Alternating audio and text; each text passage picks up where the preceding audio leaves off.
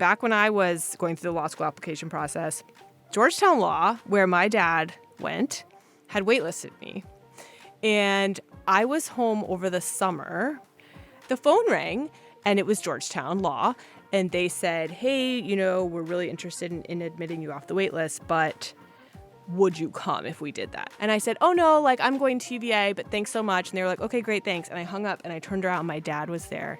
And the look on his face, I was proud that I was going to UVA, but when it's their alma mater, it's just a different. It's totally different. Level. Because I was so nonchalant. Yeah. I was like, no.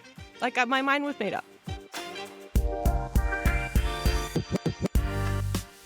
This is Admissible. I'm Natalie Blazer, Dean of Admissions at UVA Law. Listeners out there who are current law school applicants in the 2025 cycle probably already know that this is an extremely competitive year to be applying to law school. That's because there's a big increase in application volume, and there's also an increase in LSAT scores at the higher end of the range.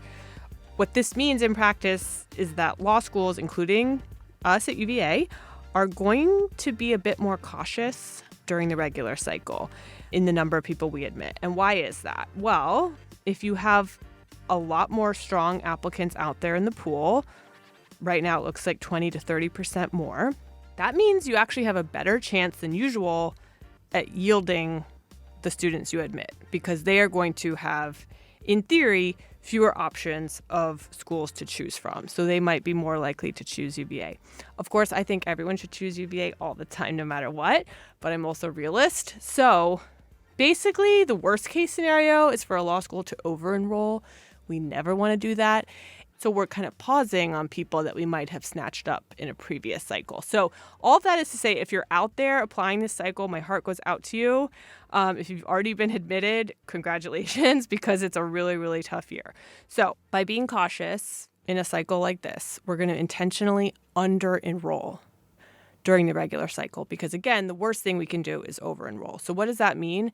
That means that we are almost definitely going to go to the wait list to make up the rest of the class. So that was a really long-winded way of saying we're going to be talking about the wait list today and how to get off the wait list, some tips, strategies, best practices, how to stay positive. On the show with me today, one of our most amazing waitlist success stories is first-year student Colleen Sullivan. Originally from Southern California, Colleen graduated from the University of Texas at Austin in 2022, where she was a varsity athlete. She went on to earn her master's in international film business from the University of Exeter and London Film School. Prior to coming to law school, Colleen worked for Switch in Las Vegas as an internal communications coordinator. True woman of the world. Welcome to the show, Colleen. Thank you so much for having me. I'm really excited to talk about this topic. It's so wonderful to see you again. So I shared a very brief version of your impressive background, a very truncated version. What's something people might not know about you?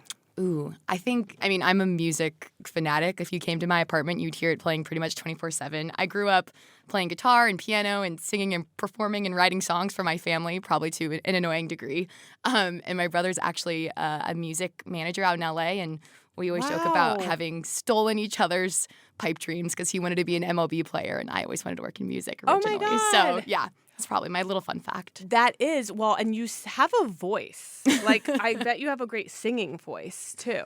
I hate to admit so early on I was a theater kid. So for all my theater kids out there, yeah, shout out. We need to wear it with pride. I love it. But definitely had a voice that projected, to say the least. And you mentioned your brother wanted to be in the MLB.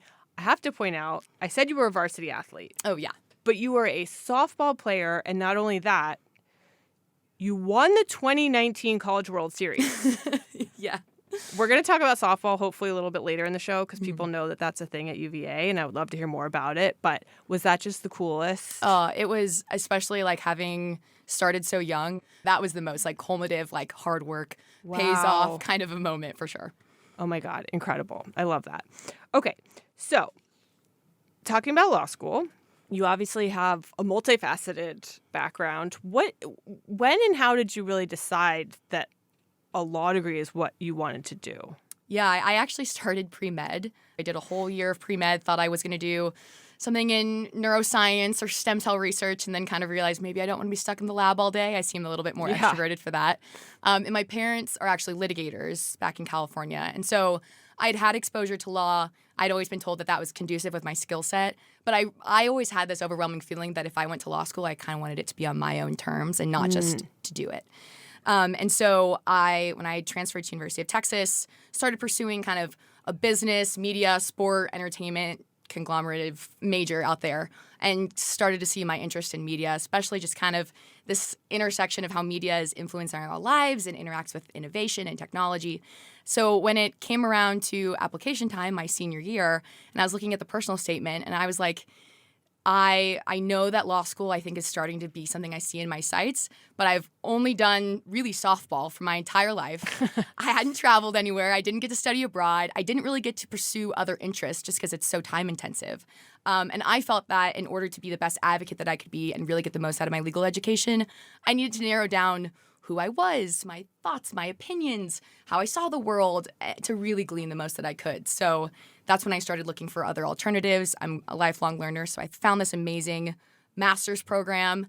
It was a master's in international film business, as you said, but I started looking at how generative AI was affecting intellectual property laws kind of back in 2022 when that exploded. Yeah.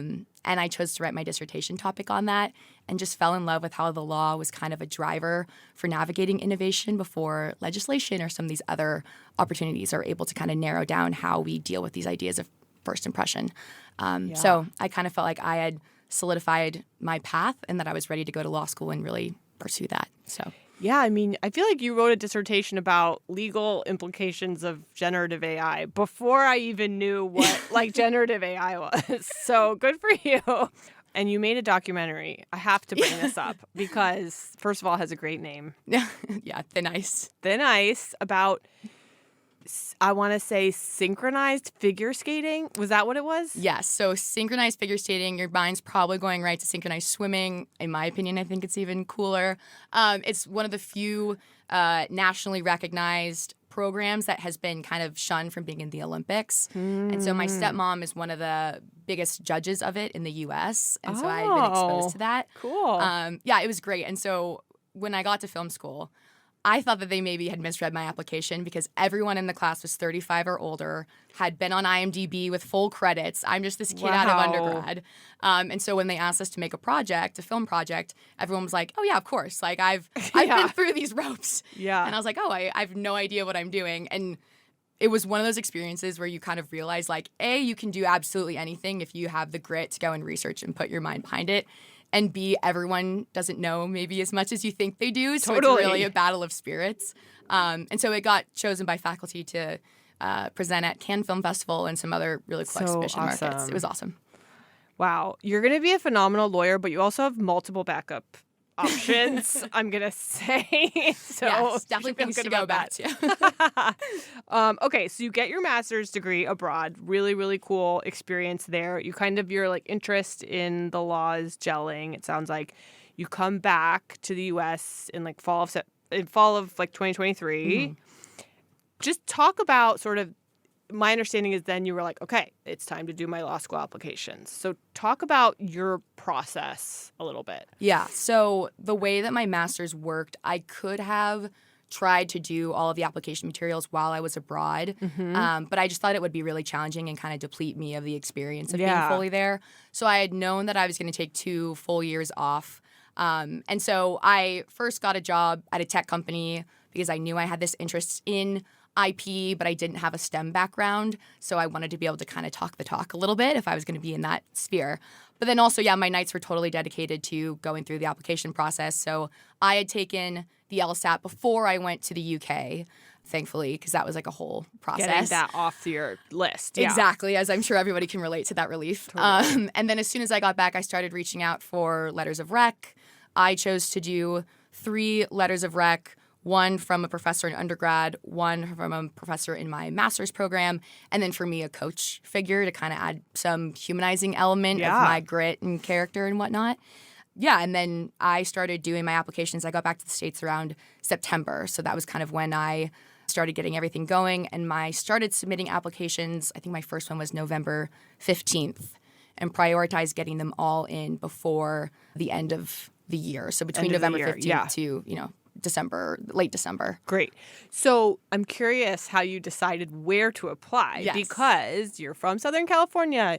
You went to college in Texas. You did your master's in the UK. So, tell us about that. Yeah, 100%. So definitely casted a wide net. I applied, I think, to almost every T14, some down to T20, and then a couple safeties for a couple of reasons. First of all, I had just heard that the LSAT stats and the GPA stats were continuing to rise with post-COVID, and also we can take the LSAT multiple times, et cetera. I also knew too that my biggest emphasis was trying to find a school that was the best match for my personality, for the type of students that were going to be around.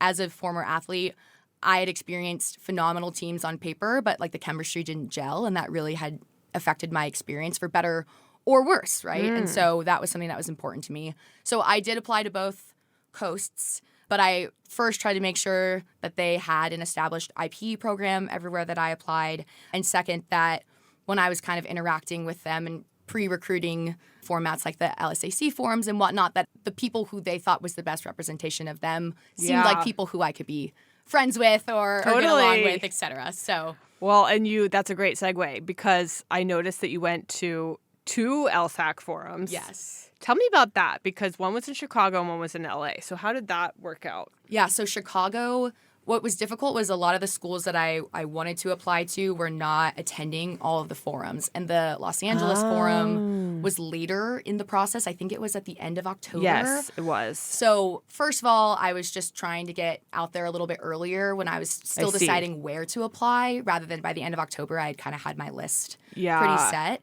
And then 2, there was just certain schools that didn't send representatives, and I wanted to make sure that I was able to talk with them.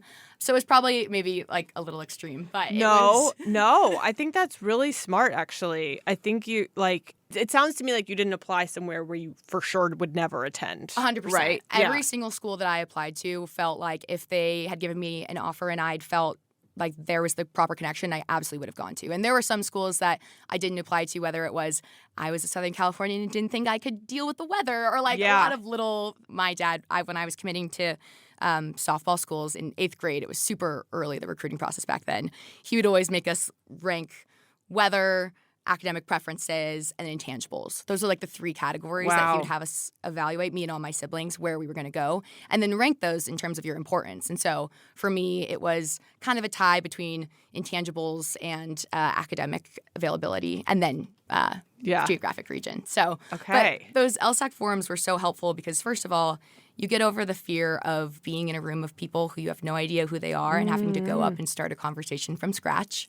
Totally. Not easy, but I'm doing it all the time right now in my recruiting for I was going to say, you're going to a firm dinner right after this. Yes. So you have all the practice. That's great. One of the most needed skills. And then 2, I just would go up and ask all of the schools, what are the most important qualities that you are looking for in applicants that you think would be successful at your school? And for me, UVA's resonated the most because I spoke to 2 different wonderful members of the admissions office, and they kind of echoed the same 2 things that they were looking for.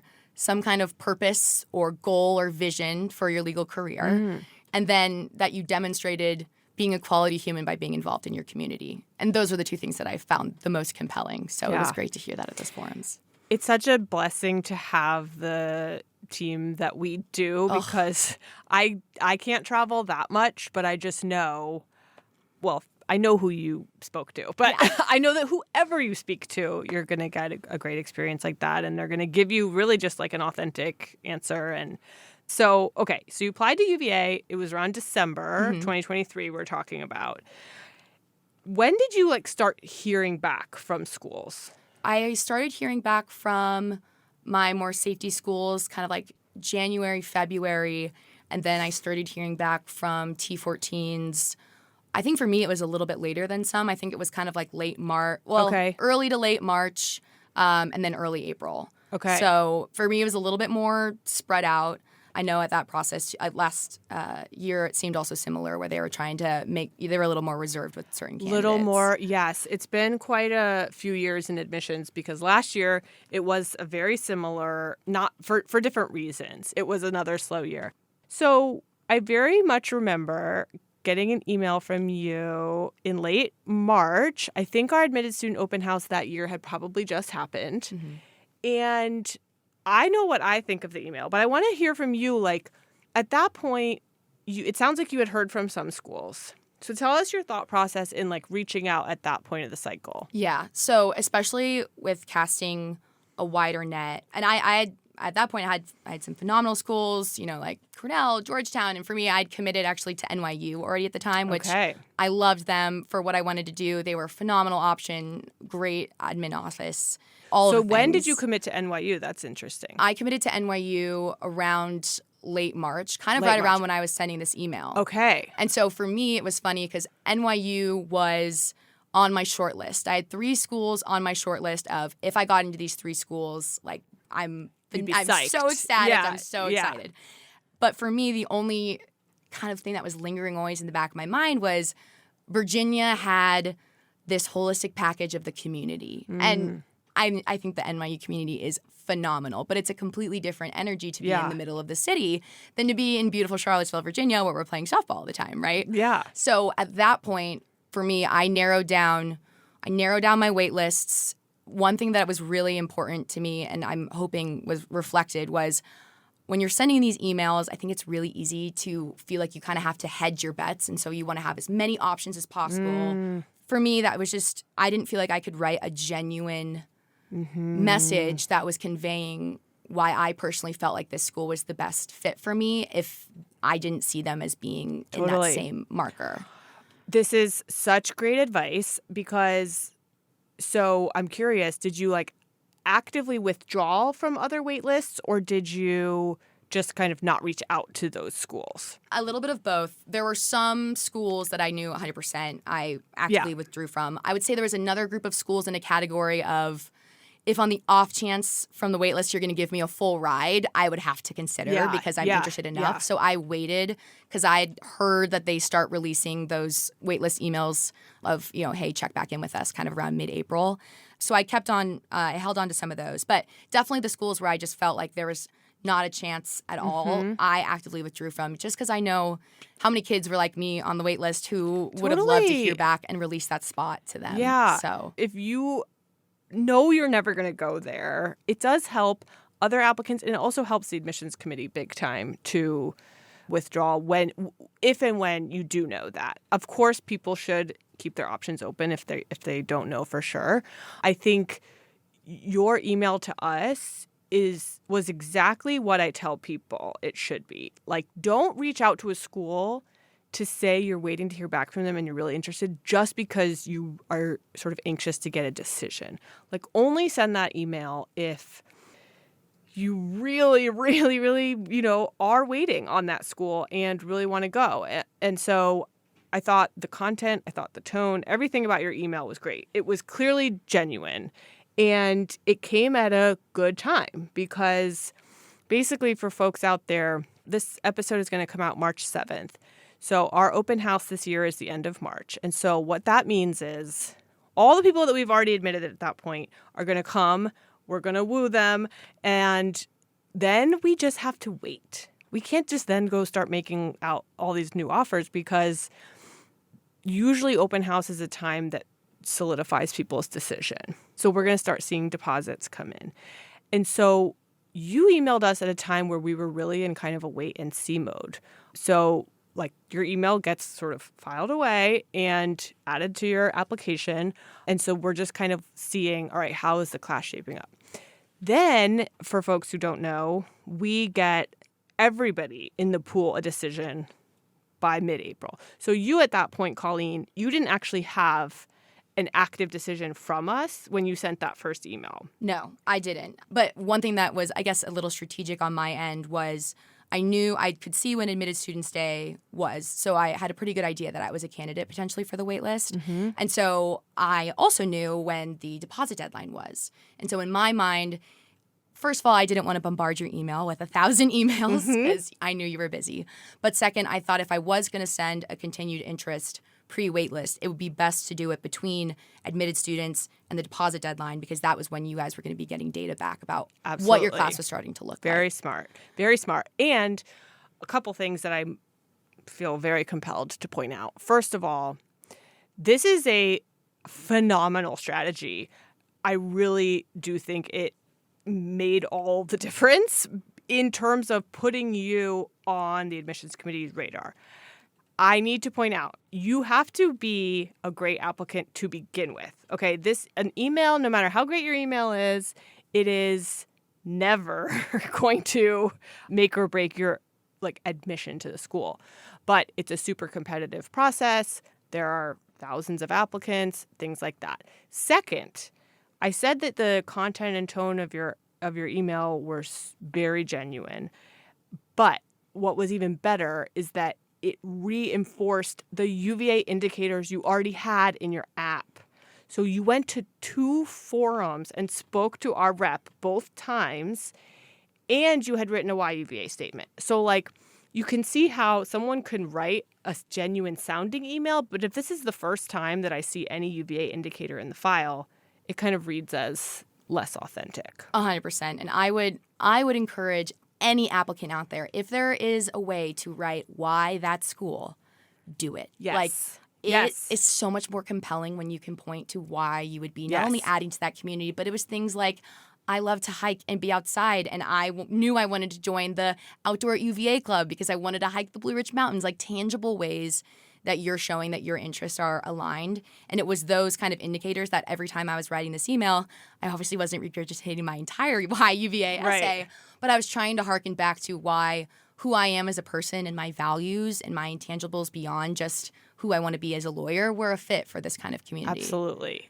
Absolutely. And I think your advice is spot on. If a school gives you an opportunity to tell them why you're interested, do it.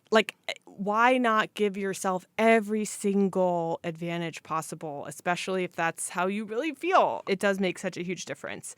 And if you find yourself looking at this essay and you feel like you can't write it, probably shouldn't apply to that school. That was a big indicator for me of when you're narrowing down, okay, if you're going to do the approach, if I'm thinking I'm going to apply to all the T14s. And there were some of them where I sat down and I was like, I don't think that I can genuinely articulate more than a point or two about why I think that I would be a good fit for this particular community. And that was a really great way to say, maybe I shouldn't spend all the time and effort to apply and allow kids or students who are more conducive to that environment to have that opportunity. Absolutely. That is a data point you should for sure pay attention to. I tell people that about the personal statement. If you can't sit down and sort of almost immediately talk about why you want to go to law school, that probably means you're not quite ready, right? So I think that is such great advice. So we got that email from you late March. Then the timing here gets very interesting, in my opinion, because people think after open house, everyone kind of exhales. Well, not me. This is actually kind of my craziest time because after open house, I'm super excited, obviously, about the admits we got to see, but we still have thousands of applicants who don't have a final decision from us at that point. And we promised them something by mid-April. So at that point, it really comes down to, okay, if you haven't been admitted by that point, you're either getting waitlisted or you're getting denied. So at that point, we're really deciding who do we want to keep around and who are we okay releasing at this stage of the cycle. So you, obviously, somebody that we wanted to keep on the wait list. Well, and then the plot thickens. It does. Because you emailed me after getting the waitlist decision. And tell us a little bit about that email and that thought process. Yeah, so as I said before, I was in this interim where I had heard back from some waitlists or even some admits that I was a little bit more on the fence about. And then once I had gotten the NYU admit and kind of felt like I knew. And so I'll just jump in really quick because at the time that you got the waitlist from us, you had already committed, right, to NYU? Yes, I'd submitted a deposit. Yes. Were you also getting excited about NYU, or were you still this isn't kind of final in my mind Oh, yet? yeah. I had sweatshirts great. galore. Oh, my gosh. I was planning my trip out to their Admitted Students Weekend later in Wow. April. I had written down as a kid that I'd always originally wanted to go to law school in New York. So, we were fist pumping. We were celebrating. We were stoked. And for me, that was almost why it was so compelling that when I lay my head to rest at night, there was a little voice in my head saying, but what about UVA?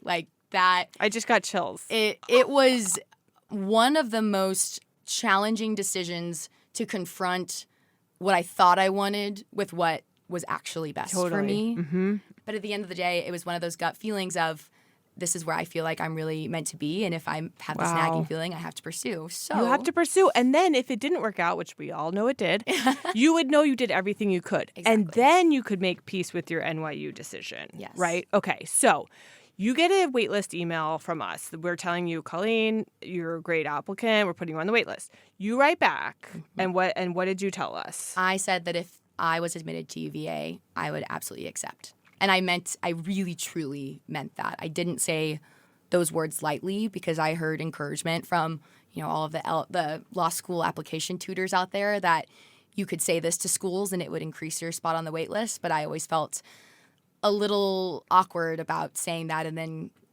getting an offer from a school and wavering on it. So I have to tell you this, at the very first law school I worked at in admissions, we wanted to make a mug that said, if admitted, will attend, because it started to turn into a sort of catchphrase buzzword. So, I do think there are people out there giving that advice, and I think it is phenomenal advice if it's authentic and genuine, as we keep coming back to, because I literally read once in an email, if admitted, will attend. You can tell they just threw that in because they knew they had to, but it did not ring true at all. So you said those magic words, and you said you were going to come visit. Yes. So one of the biggest tips I have when you're writing these emails, post-waitlist. Pre-waitlist, I think if you can kind of reiterate the whys, that was most important.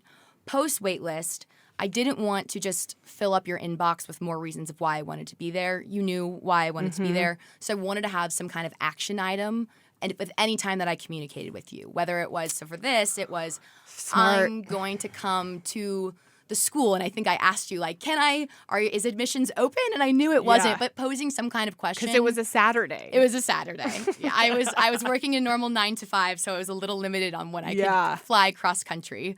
But that decision was twofold. It was, one, I'd never been to Charlottesville. I'm from the West Coast, so I wanted to make sure if I did get in that this was the right, small town fit for me. Yeah. And two, I wanted to show how serious I was about being here. And I think the biggest difference for me versus some maybe other schools was I wanted to breathe the culture. I wanted to be immersed in it. I wanted to see what is it like to walk down the halls and feel like I was a student, and also show to you how committed I was to that process. So, what were your impressions? Did you get into the school? I did. Somehow Okay. the door was open. Okay, amazing. My dad and I did the trip together, which was a really fun great. bonding experience, especially as you get older. I think that was, since he was a lawyer, it was great. But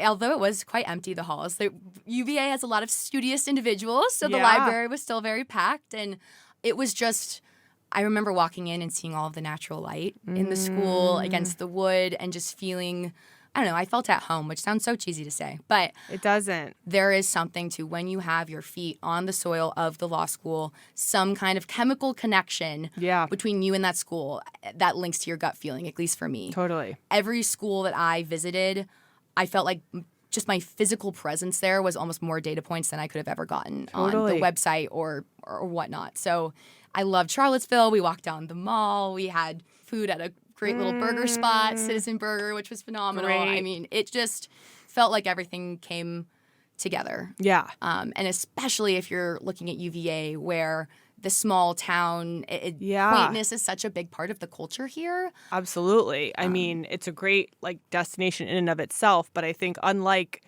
Georgetown or NYU or University of Chicago, where a lot of people get to a certain age where they've been to D.C., they've been to New York, even just on a school trip or something. A lot of people, if they didn't go to UVA undergrad or have another connection to Virginia, haven't been to Charlottesville. So I think you visiting was super smart. I think it sounds like it kind of solidified the things that you liked about Charlottesville. And again, you're telling yourself, I'm doing everything I can. And that way, I think if the decision didn't go your way, I truly believe, especially just knowing you as a person, you would have gone to NYU and you would have been happy and you would have thrived. But you gave yourself every opportunity here, and the steps you took along the way to show us that you were serious obviously paid off. Okay, so then this is where things, I think, again, get exciting. So You come, you do your visit, and then we see how our deposits come in at the end of April. This is critical, as I mentioned before, because we can't do anything on the wait list until we know how many folks have committed to us. So what we do is I prepare like 3 different versions of a communication to send to the wait list, depending on, are we over? Are we just right? Are we under? Because we don't want to give people too much hope. But on the flip side, if people are really interested, we want them to stick with us just a little bit longer, because even just between the first and second deposit, we have melt.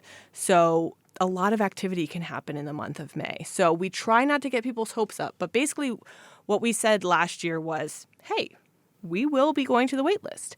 So if you are interested, fill out this form. And the form is really key. It's relatively new, but it is a super useful tool for us because, again, we have a pretty large wait list. It varies year to year, depending on kind of our needs and the applicant pool, but it's pretty big. It's pretty unwieldy sometimes, to be perfectly honest, because we are so blessed at UVA to get so many great applicants that we just can't take in the regular cycle. We can only take so many in the regular cycle. So we use this form to basically give waitlisted applicants the opportunity to either say they want to stay on the wait list, they actually are fine being released from the wait list, and to tell us just a little bit more like updates or continued interest or things like that. It's super important at that stage of the process for folks to just follow directions because, again, at this point, any little thing, good or bad, is going to affect the outcome. It just is, because we have to move super quickly on the wait list. We want the future admits to be able to pivot, right, from whatever decision they have already made, let's say at an NYU or a Cal Berkeley or wherever. We want them to have enough time to make the decision to come to UVA, and we want to build the class. We are eager to get this class locked in. So do you remember getting that email from us? I absolutely do. Okay. Because I had just finished my NYU Admitted Students Day, was on a train back to the airport, and I literally look at my email, and there is the email from UVA saying, hey, let us know what your interest situation is like. And so, again, at this point, I had come out to visit. I had expressed my interest, but I still was, unsure if that was going to come to fruition, and was really buying in to the NYU experience. Mm-hmm. And so it was so funny because I remember reading how this is like a love triangle. It really between us and NYU. It really is, which is so funny looking back because the experiences are so different. But yeah, it totally is. And so I remember also reading this, like, we are going to move fast. And so my type A brain was like, well, I have to get this out while I'm in the airport. I have to do this. I would be the every same way. Second counts. I can't just sit here on the plane thinking about this.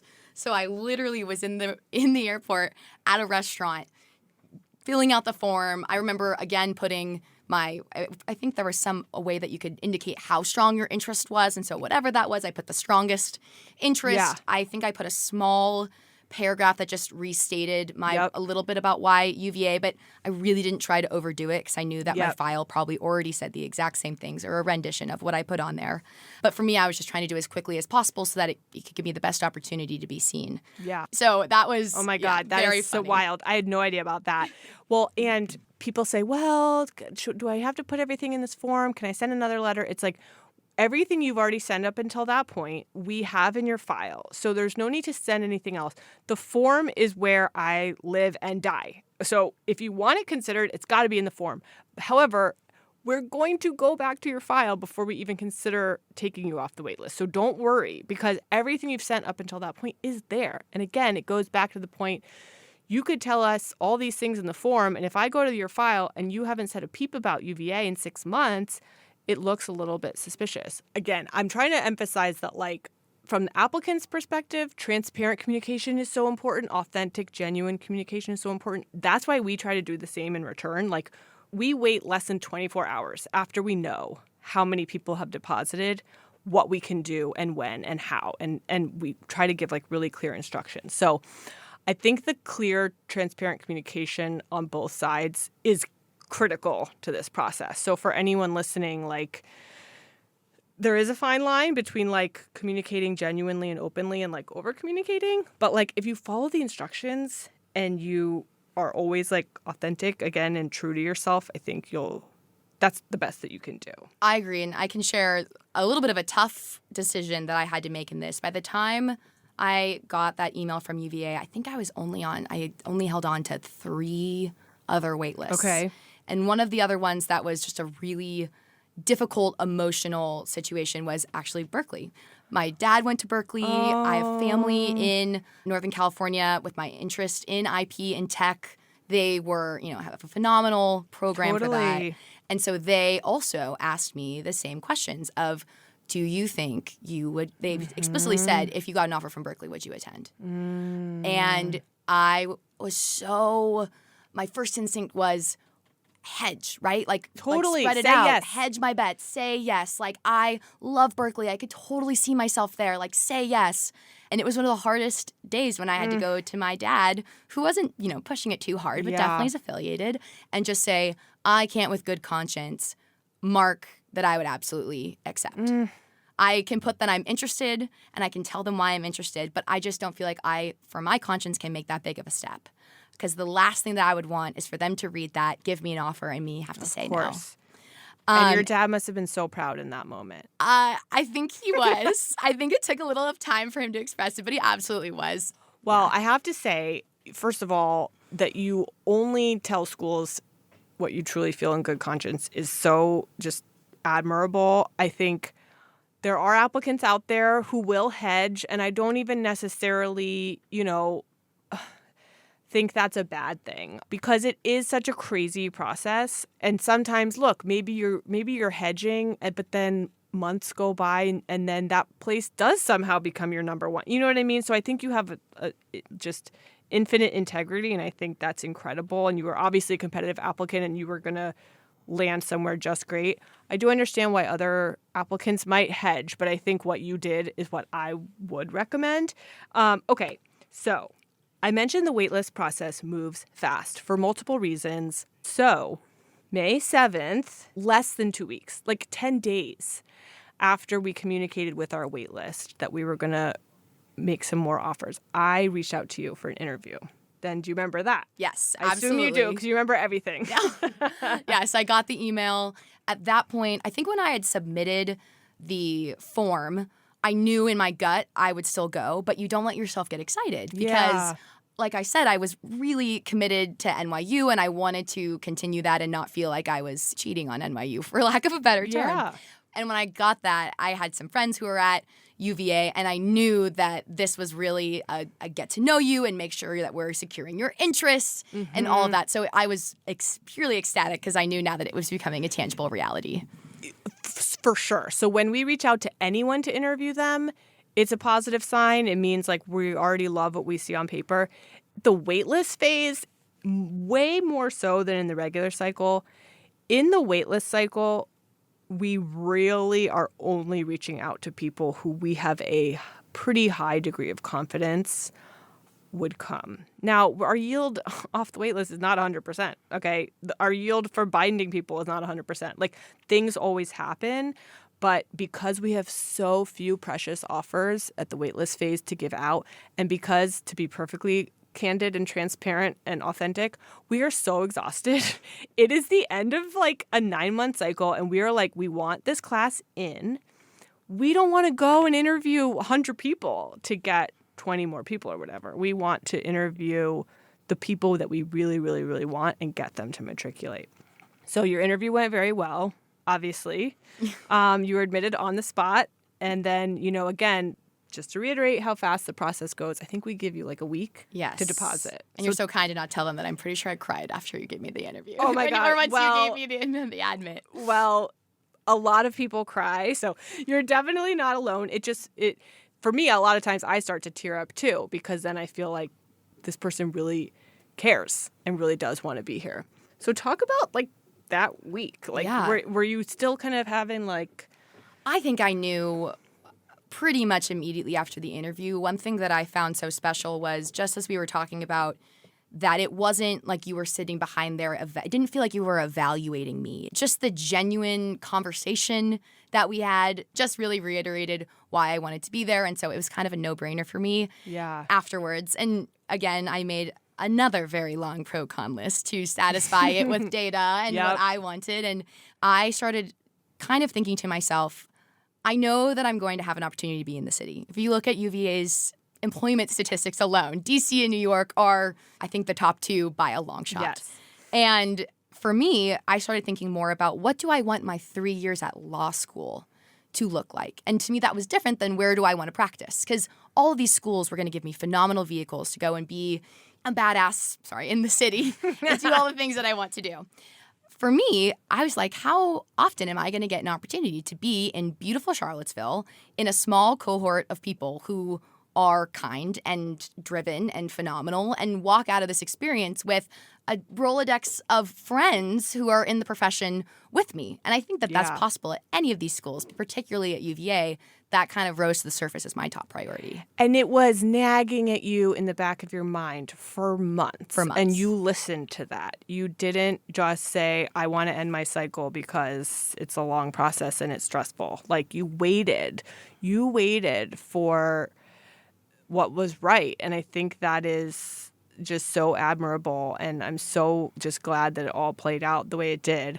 One thing that I need to point out, because I want to keep in mind, like, our listeners are folks who could already be on a wait list, either at UVA or elsewhere. They could be getting waitlisted from us in the next several weeks.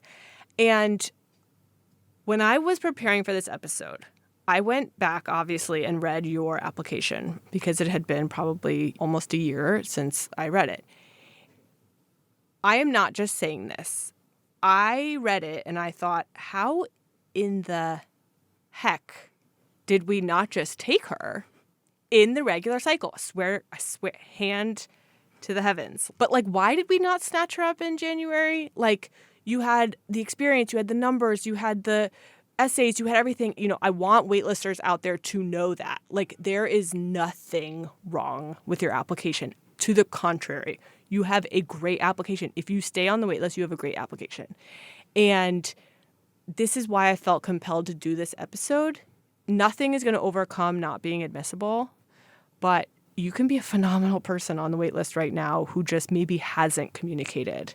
Or you could be getting a waitlist offer from us in the next few weeks.